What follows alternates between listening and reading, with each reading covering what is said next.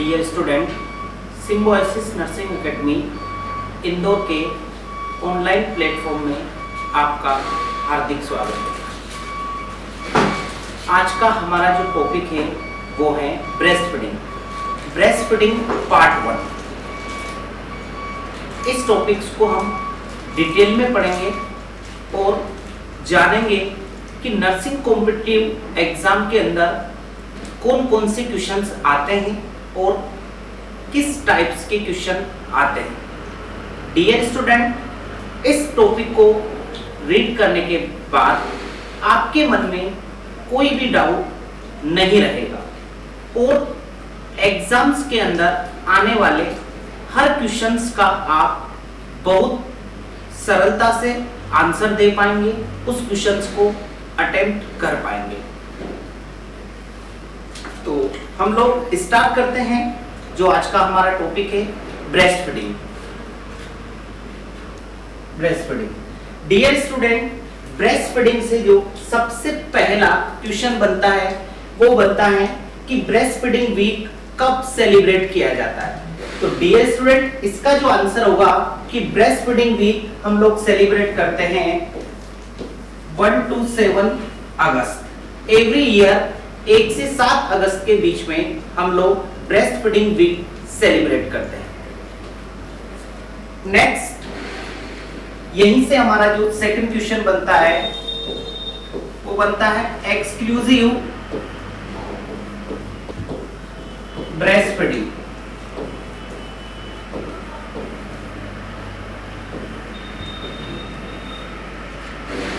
कि exclusive breast feeding क्या होता है। फर्स्ट 6 मंथ तक हम जो मदर मिल्क न्यूबॉर्न बेबी को देते हैं उसको हम लोग बोलते हैं एक्सक्लूसिव ब्रेस्ट फीडिंग। आपसे पूछा जाता है कि एक्सक्लूसिव ब्रेस्ट फीडिंग क्या होता है, तो आपको आंसर करना है कि फर्स्ट 6 मंथ तक जो मदर मिल्क आप न्यूबॉर्न बेबी को दोगे उसको हम लोग बोलते हैं एक्सक्लूसिव ब्रेस्ट फीडिंग। नेक्स्ट हमारा जो इस टॉपिक से क्वेश्चन बनता है वो बनता है वीनिंग। डियर स्टूडेंट, वीनिंग के बारे में आप लोग जानते होंगे कि वीनिंग क्या होता है। मैं आपको बता देता हूं कि वीनिंग क्या होता है। बहुत सिंपल सी लैंग्वेज में वीनिंग का मीनिंग आफ्टर 6 मंथ बाद बेबी की न्यूट्रिशनल नीड को फुलफिल करने के लिए जो हम ब्रेस्ट मिल्क के साथ एडिशनल फूड देते हैं उसको बोला जाता है वीनिंग। आफ्टर 6 मंथ बाद क्या दिया? Additional food. क्यों दिया? बेबी की न्यूट्रिशनल रिक्वायरमेंट को फुलफिल करने के लिए। तो उस चीज को हमने क्या बोला? वीनिंग। तो अगर आपसे एग्जामिनर पूछता है कि वीनिंग क्या होता है तो आपको आंसर करना है after 6 month additional food provide to fulfil baby need. Baby की नीड को फुलफिल करने के लिए हम 6 महीने के बाद जो एडिशनल फूड देते हैं उसको बोला जाता है वीनिंग। तो एग्जामिनर इसका क्वेश्चंस कैसे बनाता है कि वीनिंग शुड बी स्टार्टेड, हमें वीनिंग कब स्टार्ट करना चाहिए, तो आप आंसर करोगे आफ्टर 6 मंथ। क्या आंसर आएगा इसका? 6 मंथ। आफ्टर वर्ड को आपको बोलना नहीं है। तो वीनिंग कब स्टार्ट की जाती है? आफ्टर 6 मंथ बाद। नेक्स्ट, इससे जो हमारा क्वेश्चन बनता है ब्रेस्ट फीडिंग टाइमिंग। टाइमिंग से क्वेश्चन बहुत सी बार आया हुआ है और ब्रेस्ट फीडिंग टाइमिंग मींस कि हमें ब्रेस्ट फीडिंग कब स्टार्ट करवाना है, कब आप ब्रेस्ट फीडिंग स्टार्ट करवा सकते हो। तो डियर स्टूडेंट, यहां पर आपको 2 चीज बहुत देखनी पड़ेगी कि 2 चीज पे ध्यान देना पड़ेगा कि एग्जामिनर ने क्या पूछा है। तो ब्रेस्ट फीडिंग आप कब स्टार्ट करोगे? इन केस अगर नॉर्मल डिलीवरी हुई है। क्या हुई है? नॉर्मल डिलीवरी हुई है। तो नॉर्मल डिलीवरी में हम 30 मिनट टू 1 आवर्स के अंदर क्या करते हैं? ब्रेस्ट फीडिंग स्टार्ट करवाते हैं। कब करवाना है? जब नॉर्मल डिलीवरी हुई है। अगर नॉर्मल डिलीवरी है तो आपको 30 टू 1 आवर्स के 30 मिनट टू 1 आवर्स के अंदर क्या करना है? ब्रेस्ट फीडिंग स्टार्ट करवा देना है। इन केस अब जो हमारा क्वेश्चन बनता है वो बनता है ब्रेस्ट फीडिंग की टाइमिंग से रिलेटेड कि हमें breast feeding should be started, कि ब्रेस्ट फीडिंग हमें कब स्टार्ट करना है। तो यहाँ पर दो कंडीशन बनती है कि नॉर्मल अगर डिलीवरी हुई है तो कब करेंगे और सीजरियन डिलीवरी हुई है तो कब करेंगे। तो अगर नॉर्मल डिलीवरी हुई है तो हमें ब्रेस्ट फीडिंग स्टार्ट करना है 30 मिनट टू 1 आवर्स के अंदर। कब करना है? 30 मिनट टू 1 आवर्स के अंदर हमें नॉर्मल डिलीवरी के अंदर ब्रेस्ट फीडिंग स्टार्ट कर देना। इन केस अगर डिलीवरी हमारी क्या हुई है? सीजरियन हुई है तो आफ्टर 4 आवर्स। कब करना है? 4 आवर्स के बाद हमें ब्रेस्ट फीडिंग स्टार्ट कर देना है। नेक्स्ट जो हमारा क्वेश्चन आता है इस टॉपिक से वो आता है best animal milk, best animal milk for newborn. Newborn के लिए बेस्ट एनिमल मिल्क कौन सा होता है? अब एग्जामिनर आपको ऑप्शन में देता है cow milk, goat milk, buffalo milk. तो इनमें से बेस्ट एनिमल मिल्क जो होता है वो न्यूबॉर्न के लिए होता है काउ मिल्क। क्या होता है? Cow milk. तो अगर एग्जामिनर आपसे क्वेश्चन करता है कि best animal milk for newborn, newborn के लिए सबसे अच्छा एनिमल मिल्क कौन सा है, तो आंसर आपको करना है काउ मिल्क। कौन सा होगा? Cow milk. नेक्स्ट हमारा जो क्वेश्चन बनता है वो बनता है स्टोरेज टाइमिंग, कि हम कितने समय के लिए ब्रेस्ट मिल्क को स्टोर करके रख सकते हैं। स्टोरेज टाइम, कि आप कितने समय के लिए ब्रेस्ट मिल्क को स्टोर करके रख सकते हो। स्टोरेज टाइम किसको स्टोर करके रखना है? हमें ब्रेस्ट मिल्क को, कि हम ब्रेस्ट मिल्क को कितने समय के लिए स्टोर करके रख सकते हैं। तो ब्रेस्ट मिल्क को जो हम स्टोर करके रख सकते हैं रूम टेम्परेचर पर। अगर एग्जामिनर आपसे पूछे कि रूम टेम्परेचर, कि रूम टेम्परेचर पर हम ब्रेस्ट मिल्क को कितने समय के लिए स्टोर करके रख सकते हैं, तो आंसर करना है बेटा 4 आवर्स। 4 आवर्स यानी कि रूम टेम्परेचर के ऊपर आप ब्रेस्ट मिल्क को कितने समय के लिए स्टोर करेंगे? 4 आवर्स। नेक्स्ट अगर आपसे पूछा जाए कि रेफ्रिजरेटर, रेफ्रिजरेटर के अंदर हम ब्रेस्ट मिल्क को कितने समय के लिए स्टोर करके रख सकते हैं, तो बेटा आंसर करना है 24 आवर्स। रेफ्रिजरेटर में हम ब्रेस्ट मिल्क को कितने समय के लिए स्टोर करके रख सकते हैं? 24 आवर्स। नेक्स्ट अगर आपसे पूछा जाए कि -18 डिग्री या फिर सियाचिन जैसी जगह पर हम लोग कितने समय के लिए ब्रेस्ट मिल्क को स्टोर करके रख सकते हैं, तो आंसर करना है आपको 6 मंथ। सभी को क्लियर हो गया कि अगर आप लोगों से पूछे कि रूम टेम्परेचर पर ब्रेस्ट मिल्क को कितने समय के लिए स्टोर किया जाता है, तो आंसर करना है 4 आवर्स। अगर वहीं पर एग्जामिनर ने लिखा है कि रेफ्रिजरेटर के अंदर रूम टेम्परेचर को हम कितने समय के लिए स्टोर करेंगे, तो आंसर करना है हमें 24 आवर्स। नेक्स्ट अगर हमसे पूछा जाए कि -18 डिग्री में हम रूम -18 डिग्री पर ब्रेस्ट मिल्क को कितने समय के लिए स्टोर कर सकते हैं, तो 6 मंथ। यानी कि -18 डिग्री जहां पर टेम्परेचर होगा वहां पर ब्रेस्ट मिल्क 6 महीने तक खराब नहीं होगा आपका। कितने महीने तक? 6 महीने तक खराब नहीं होगा। और रेफ्रिजरेटर के अंदर कितने समय तक खराब नहीं होगा? 24 आवर्स। वही रूम टेम्परेचर पर 4 आवर्स से हम ज्यादा नहीं रख सकते हैं। नेक्स्ट क्वेश्चन बनता है बेटा हमारा कि एक इंडियन मदर्स जो होती हैं वो कितना मिल्क पर डे सिक्रेट करती है। Indian mothers, how many milk secreted Indian mothers in 24 hours. 24 hours के अंदर एक इंडियन मदर कितना मिल्क सिक्रेट करती हैं, तो आंसर करना है 700 ml। कितना? 700 ml। इंडियन मदर्स जो होती हैं वो 24 आवर्स के अंदर कितना मिल्क सिक्रेट करेगी? 700 ml। नेक्स्ट जो क्वेश्चन बनता है बेटा वो बनता है नर्सिंग केयर से। इससे पहले हम लोग देखेंगे कंपोजिशन। क्या देखेंगे? Composition of breast milk.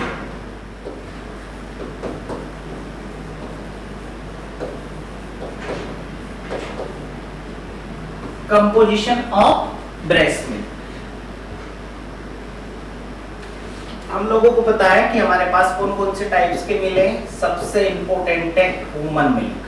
Human milk के बाद आता है हमारा काउ मिल्क। कौन सा आता है? Best cow milk. Cow milk के बाद गोट मिल्क, और गोट मिल्क के बाद buffalo milk. Buffalo milk.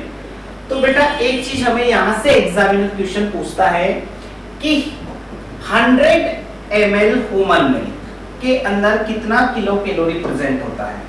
100 ml human milk से हमें 66 किलो कैलोरी मिलता है। कितना मिलता है? 66 किलो कैलोरी।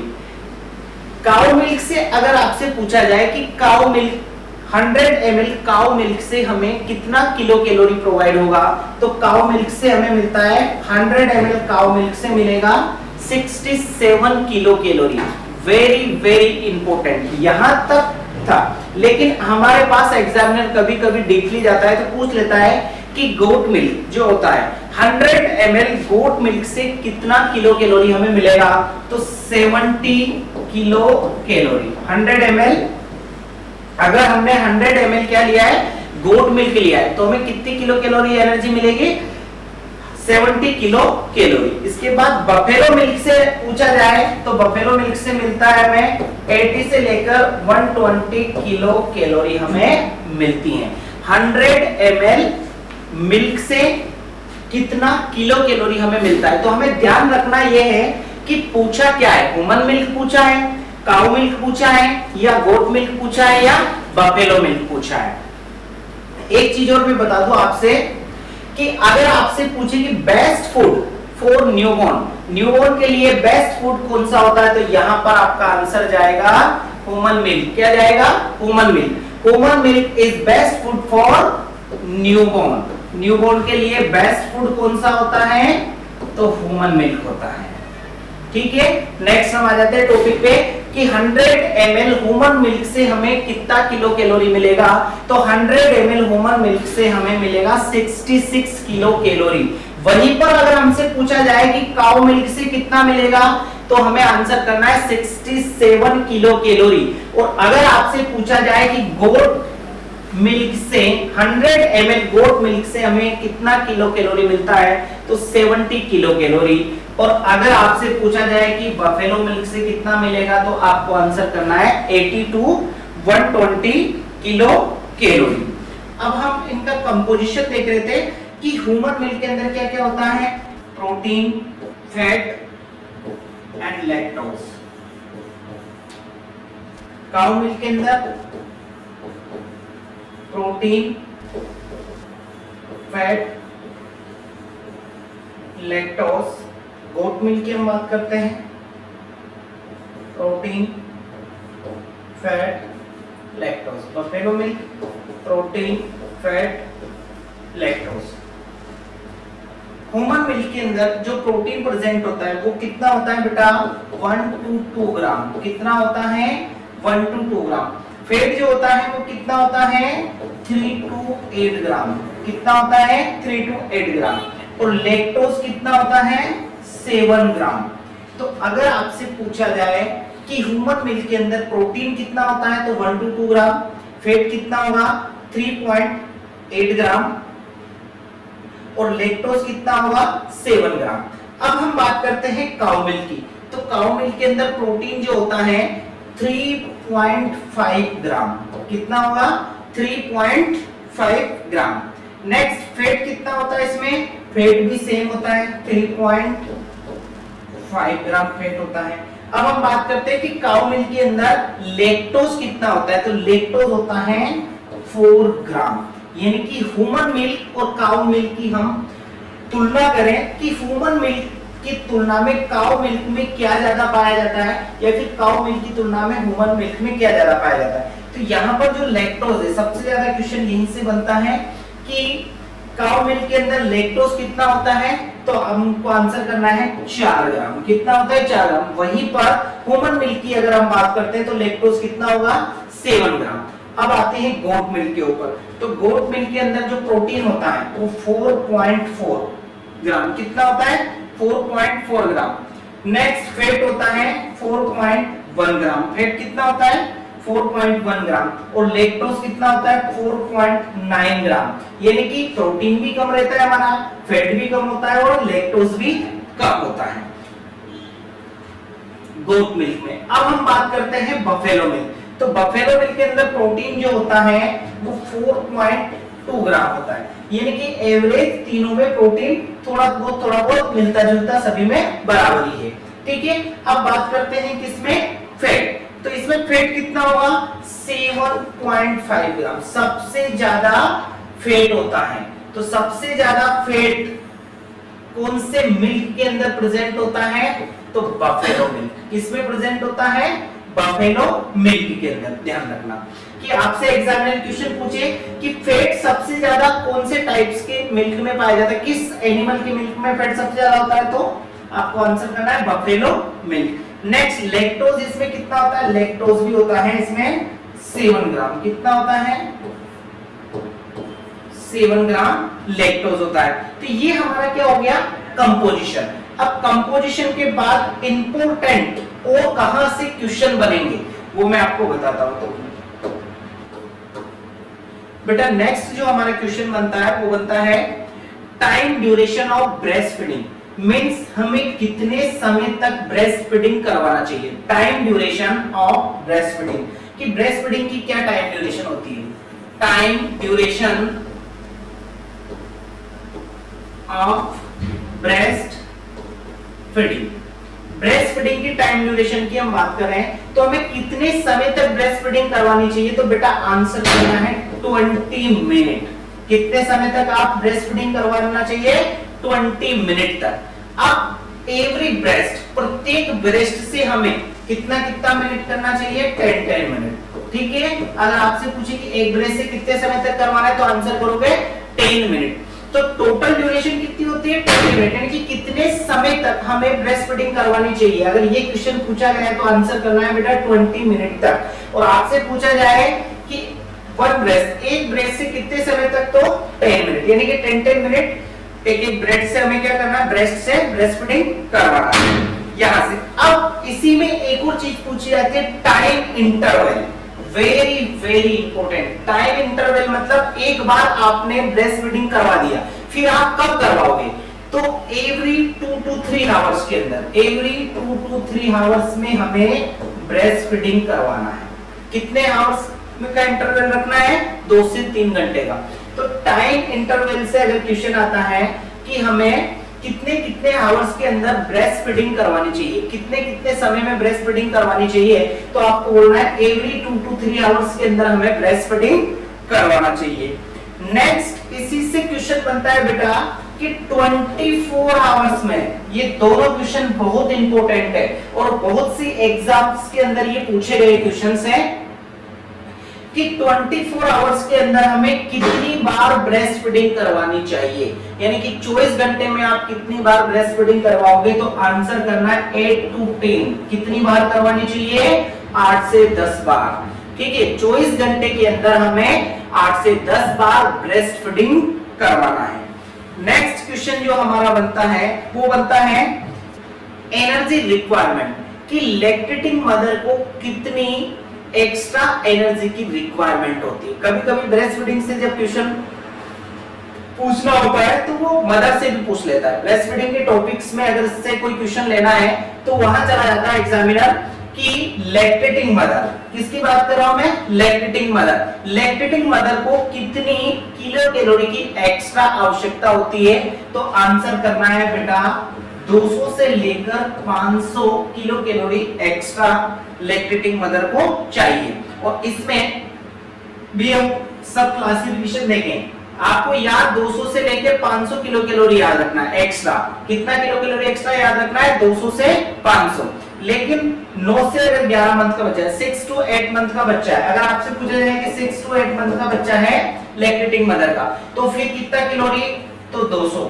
ठीक है, 6 to 8 स्पेसिफाई कर रखा है कि 6 से 8 महीने के लैक्टेटिंग जो मदर्स हैं, 6 से 8 महीने का उसका बच्चा है, तो उसको कितने किलो कैलोरी की आवश्यकता होगी, तो आंसर करके आना है 200। लेकिन अगर 9 से 11 महीने का बच्चा है, कितना 9 से 11 महीने का बच्चा है, तो उस मदर्स को कितना किलो कैलोरी एक्स्ट्रा की रिक्वायरमेंट होगी, तो आंसर करके आना है 300। नेक्स्ट, अगर 1 ईयर से लेकर 2 ईयर के बीच का बच्चा है तो कितना 550। ये इसका सब क्लासिफिकेशन है, आपको ये याद रखने की कोई जरूरत नहीं। आपको सबसे ज्यादा एग्जामिनर यहां से पूछता है कि कितनी एक्स्ट्रा किलो कैलोरी की नीड होती है लैक्टेटिंग मदर को, तो आंसर करना है 200 से लेकर 500 किलो कैलोरी एक्स्ट्रा नीड होती है। क्लियर। नेक्स्ट हमारा जो क्वेश्चन बनता है बहुत इंपॉर्टेंट, कि एडुकेट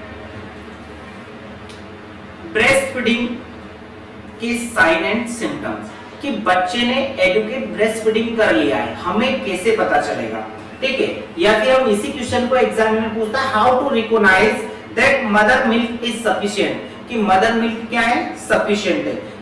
एग्जामिनर्स बहुत से टाइप से क्वेश्चन कर सकते हैं आपसे, सिर्फ आपको पता होना चाहिए कि इस क्वेश्चन का आंसर मुझे कैसे देना है। तो adequate breast feeding, adequate breast feeding indicate, adequate breast feeding क्या चीजें इंडिकेट करेगी जिससे हमें पता चल जाएगा कि बच्चे ने प्रॉपर ब्रेस्ट फीडिंग की है।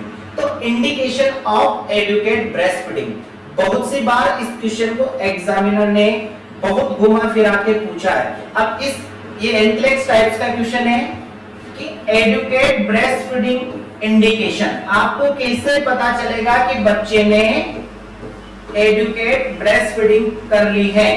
तो एडुकेट ब्रेस्ट फीडिंग के कुछ साइन सिम्टम्स होते हैं कि अगर बच्चे ने एडुकेट ब्रेस्ट फीडिंग की है तो बच्चा कितने घंटे सोएगा, 2 घंटे। तो स्लीप 2 आवर्स, 2 आवर्स स्लीपिंग, बच्चे कितना घंटा सोएगा, 2 घंटे। बेटा एक चीज तो ये याद रखनी कि एडुकेट ब्रेस्ट फीडिंग के क्या क्या इंडिकेशन है, बच्चा आराम से 2 घंटा सोएगा, ठीक है, उसके बाद ही उठेगा। Next, urine pass urine, urine जो पास करेगा वो कितना करेगा, तो 8 to 10 टाइम्स, 8 से 10 बार क्या करेगा, यूरिन पास करेगा। कितनी बार करेगा, 8 से 10 बार। तो ये कुछ इंडिकेशंस होते हैं एडुकेट ब्रेस्ट फीडिंग के। स्टूल, ठीक है, स्टूल पास करेगा, उसका कलर क्या रहेगा, बताइए आप लोग, कैसा कलर रहेगा।